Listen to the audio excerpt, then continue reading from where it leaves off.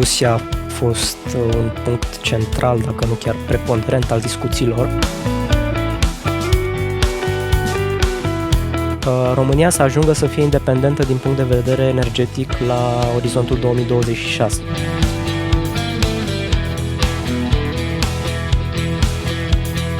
A eșuat din pricina faptului că nu exista niciodată o dorință de a rezolva aceste conflicte în mod direct.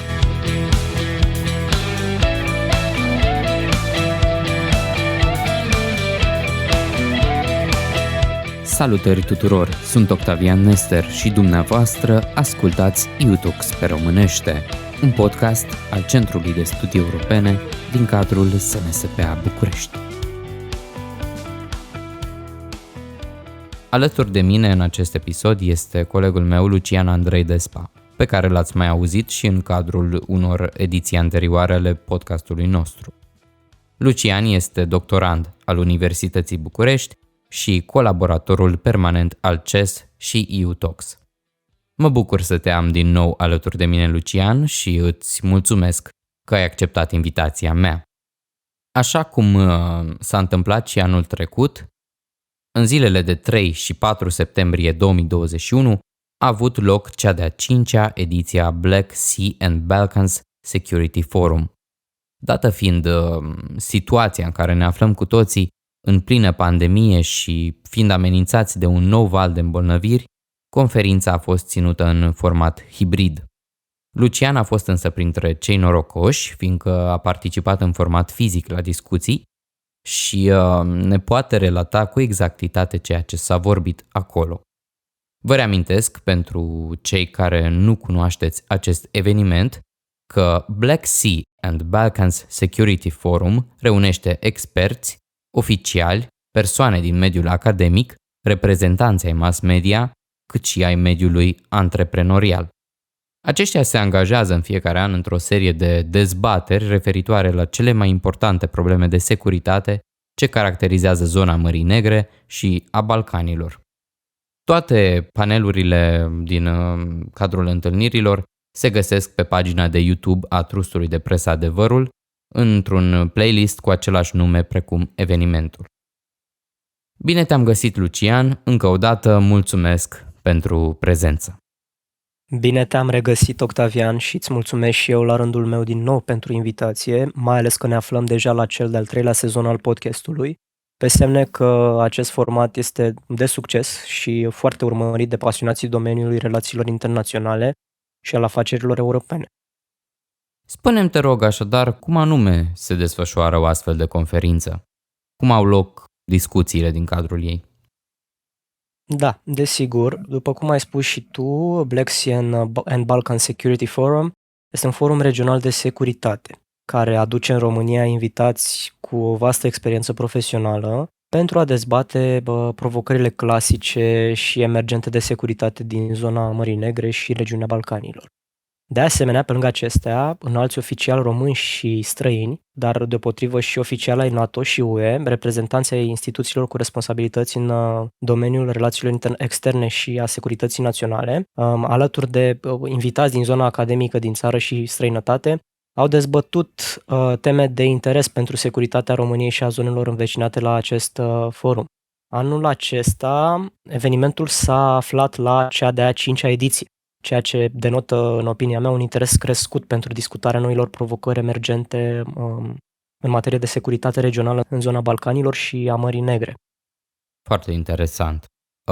Că tot ai vorbit de persoane, vreau, bineînțeles, să știu care au fost cele mai cunoscute persoane participante la conferință.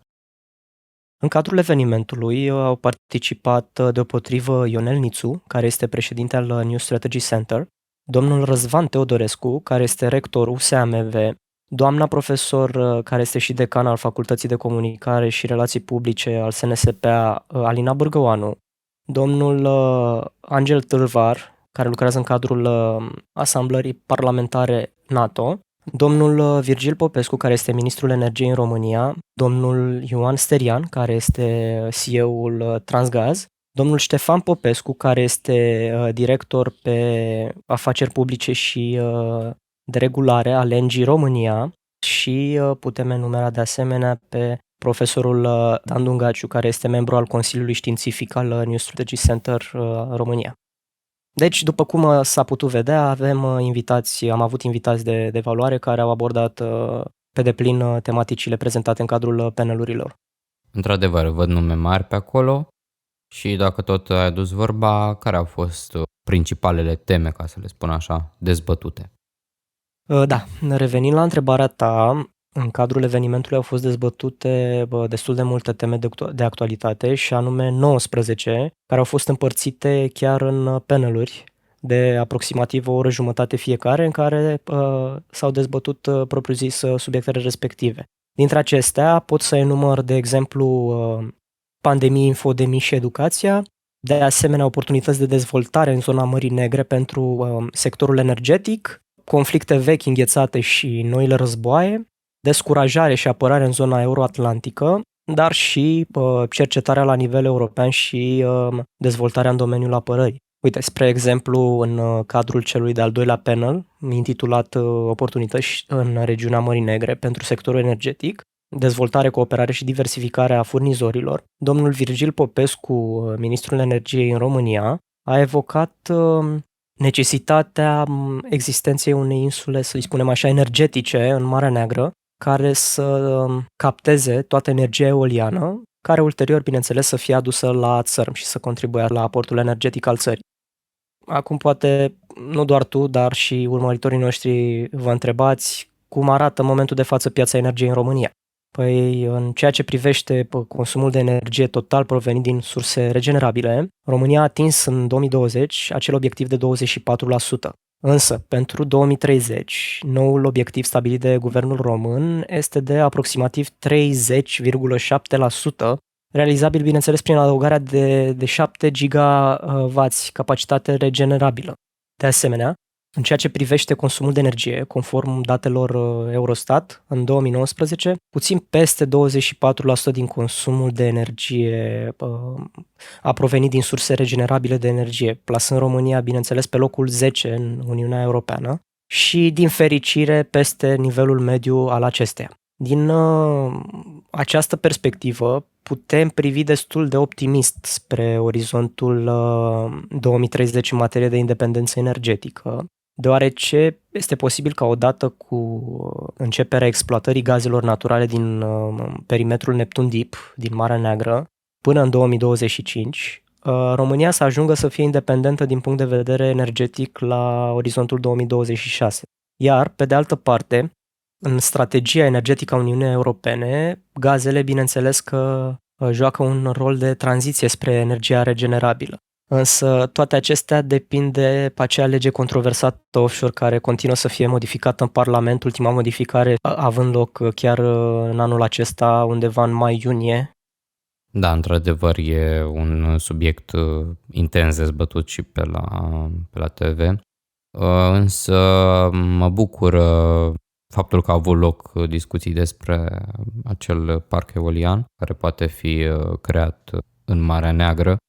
După cum bine știm cu toții, cred că România este o campioană la energie eoliană, în sensul că în zona Dobrogei avem cel mai mare parc eolian din Europa, dacă nu mă înșel. Da, exact așa este. Totuși, îndepărtându-ne acum de subiectul energiei, aș vrea să vorbim despre cine? Despre Rusia. Sunt sigur că a reprezentat un punct central în discuțiile pe care le-ai observat în cadrul evenimentului, mai ales având în vedere recentele incursiuni de tip oriental în zona Mării Negre și a Balcanilor. Întrebarea mea ar fi, cum poate profita Kremlinul de pe urma tensiunilor politice și cum încurajează conflictele sociale din regiune pentru a-și proiecta influența regională? Da, să știi că ai intuit corect, Octavian. Rusia a fost un punct central, dacă nu chiar preponderent, al discuțiilor, mai ales în ideea în care influența Rusiei în zona Balcanilor și a Mării Negre a înregistrat creșteri semnificative în ultimele decenii. Acum putem de asemenea dezbate și care este modul prin care influențează Rusia contextul regional pentru a destabiliza această zonă aflată, să spunem așa, pe un fond congruent cu provocările clasice și deopotrivă hibride. Acum, ca să reliefăm puțin situația, modalitățile preferate de Rusia pentru a destabiliza această regiune sunt, bineînțeles, după cum știm cu toții, propaganda, în primul rând prin canalele media, care încurajează instabilitățile și conflictele sociale și adâncește deopotrivă și tensiunile politice și, bineînțeles, erijarea Moscovei într-o forță care apără creștinismul, să-i spunem așa, răsăritean. Acum, cum ajunge Rusia să pătrundă în Balcani? Putem spune printr-o diversitate de moduri. În primul rând, este vorba despre puterea soft, și anume diplomația. Fie că vorbim de diplomație publică, diplomație economică și așa mai departe. Astfel, Moscova încearcă să fie persuasivă și atractivă prin evidențierea legăturilor culturale și religioase ale acesteia cu regiunea. Astfel, sprijină de asemenea și jurnaliștii și platformele media favorabile Rusiei, sperând, bineînțeles, să răspundească această narrativă pro-rusă și pe cea anti-occidentală în limbile locale. Pe lângă acestea, oferă și conținut gratuit prin agențiile de știri rusești, precum sunt sigur că știți deja, Sputnik, făcând astfel ca narativele favorabile Rusiei să circule în media din Balcan și nu numai. Mai este de asemenea și vorba despre solidificarea relațiilor economice și comerciale în sectoarele strategice precum energia, sistemul bancar, de retail și imobiliar, în vederea creării unei dependențe, să spunem așa, și mai mare față de Rusia. În mod ultim, pentru ca aceste eforturi să-i reușească, Rusia caută să exacerbeze fisurile politice și sociale în mai multe state din Balcani, prin, în primul rând, suportul financiar, dar și relațiile publice pe care le oferă grupurilor de extremă dreaptă. Și aici vorbim de emergența populismului în Europa, de partidele extremiste din Italia, din Franța, chiar și în România. Revenind acum și axându-ne pe conferință, ceea ce este clar și vădit evocat în cadrul evenimentului este că Rusia a profitat, putem spune, la maxim de aceste conflicte înghețate, fie că vorbim de conflictul din zona Nagorno-Karabakh, de conflictul din Transnistria sau chiar Abhazia și Osetia de Sud, în măsura în care era conștientă de faptul că își va întări influența în regiune și astfel să-și păstreze statutul de mediator în rezolvarea conflictelor. În opinia mea, consider că, și bineînțeles această idee a fost înaintată și în cadrul conferinței, ceea ce trebuie să facă Uniunea Europeană în primul rând este să solidifice parteneriatul estic cu țările aflate la periferia europeană. Cu ce țări, și anume Armenia, Azerbaidjan, Belarus, Georgia, Republica Moldova, dar și Ucraina. De ce oare? Pentru stabilizarea flancului estic, prin, bineînțeles, eficientizarea proceselor de sprijin financiar și social.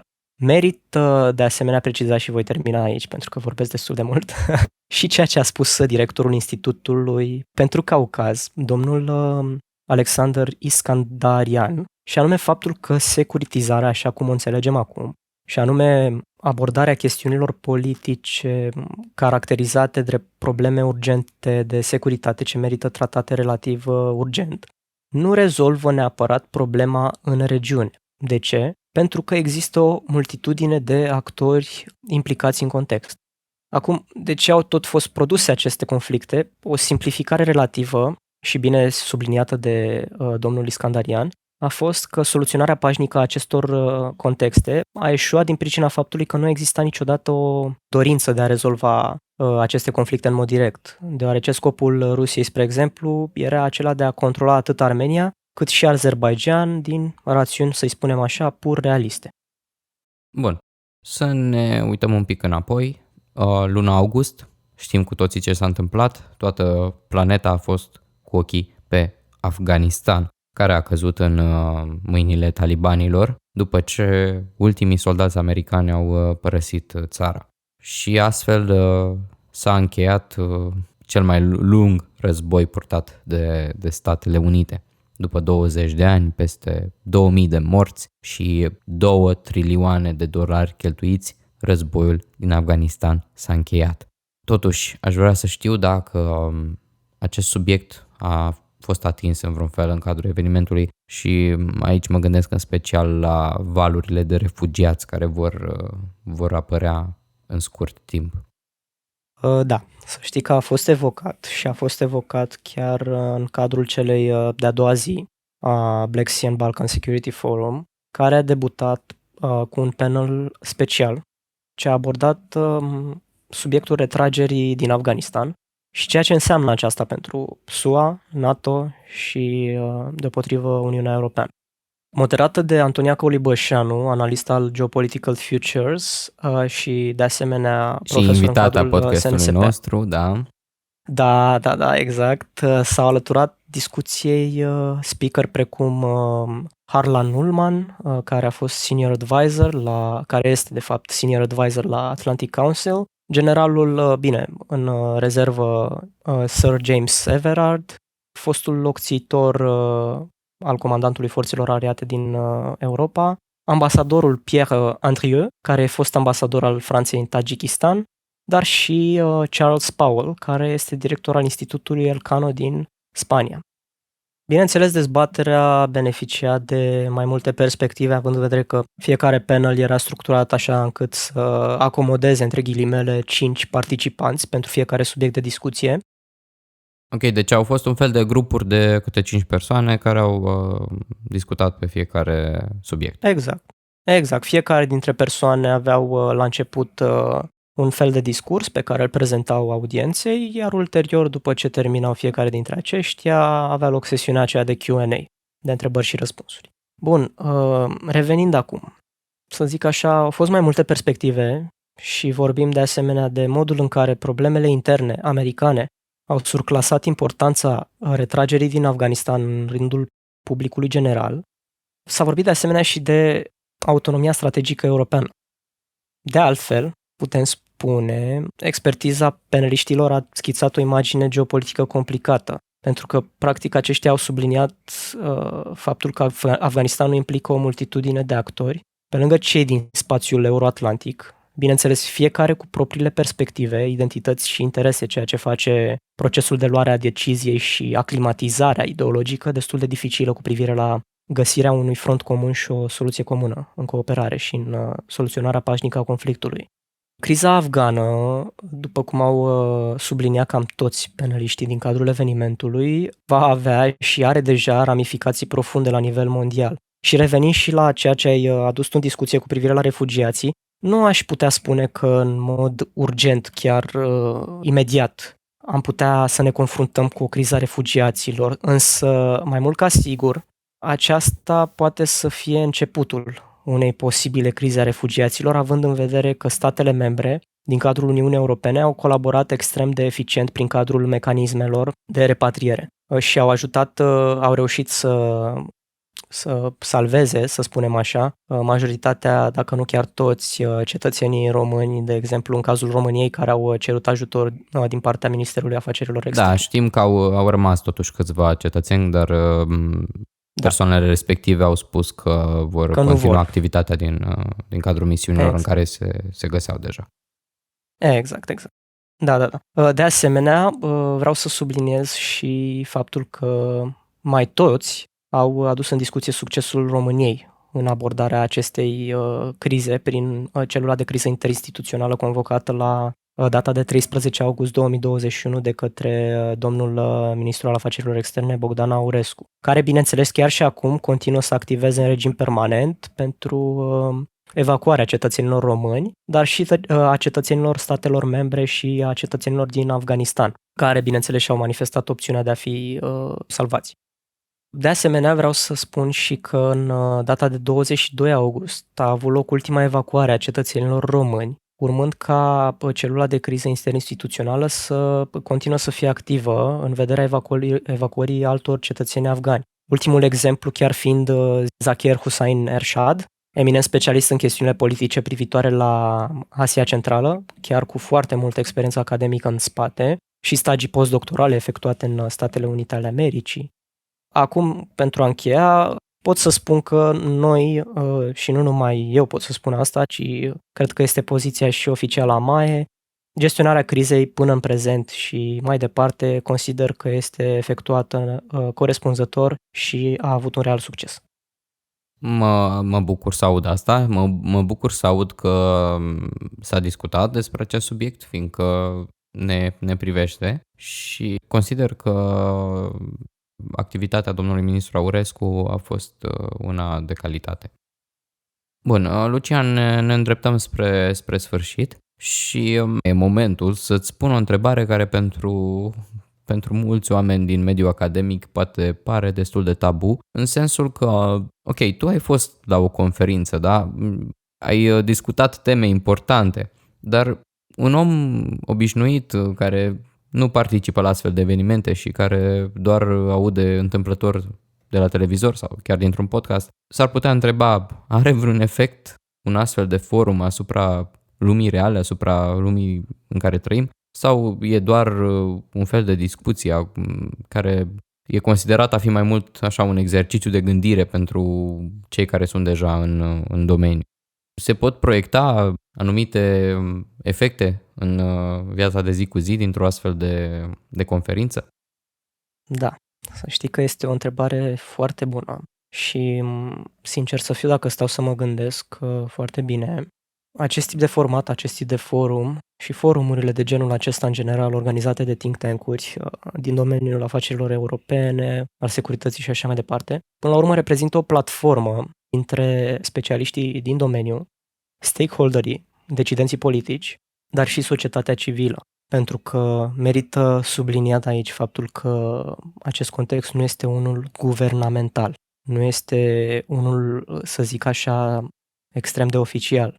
Este o conferință în care se dezbat idei, să spun așa, se dezbate soarta în mare parte sau direcția în care ar trebui să meargă regiunile, în cazul nostru, și anume Balcanii și Marea Neagră și România, bineînțeles.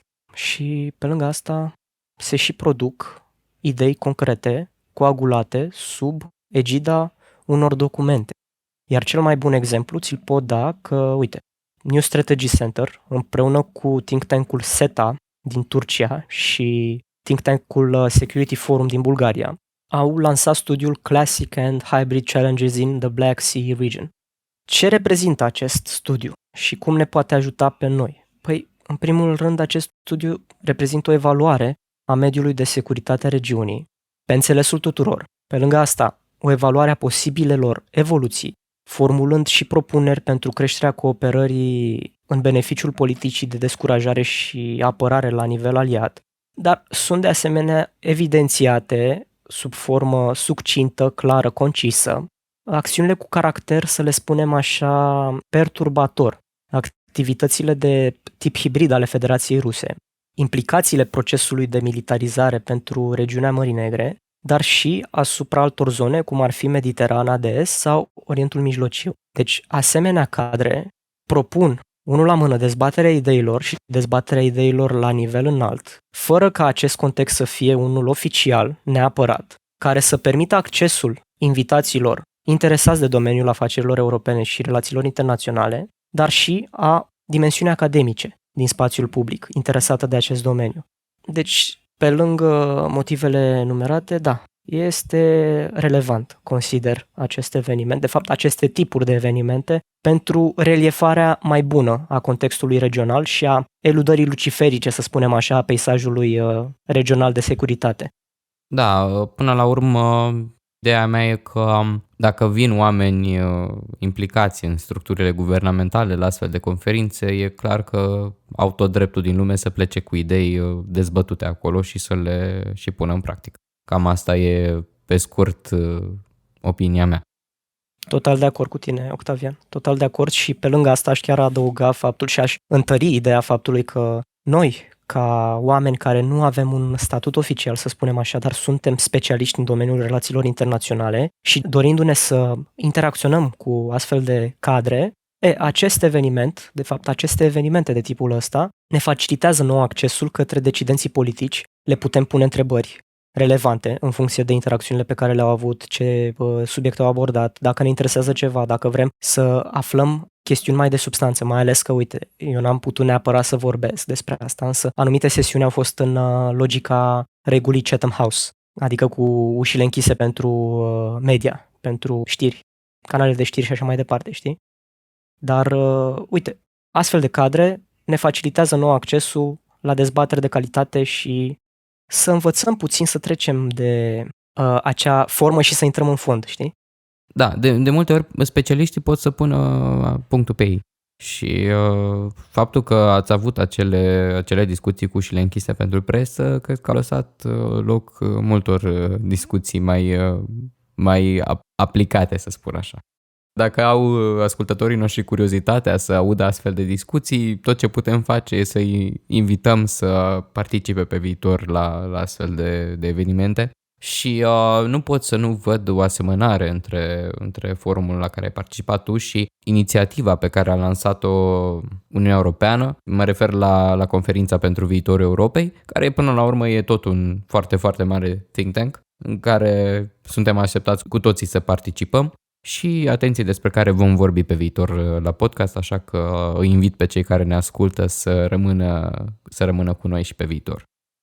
Bun, Lucian, timpul nostru a cam expirat, așa că îți mulțumesc din nou pentru toate detaliile pe care ai dorit să ni le împărtășești. Cred cu sinceritate că discuția noastră a fost foarte interesantă și sunt sigur că ascultătorii noștri au aflat multe lucruri noi. Eu am fost Octavian Nester, alături de mine a fost Lucian Andrei Despa și până data viitoare aștept sugestiile voastre pe Instagram la EU-Talks pe românește cu underline între cuvinte sau pe pagina de Facebook a Centrului de Studii Europene.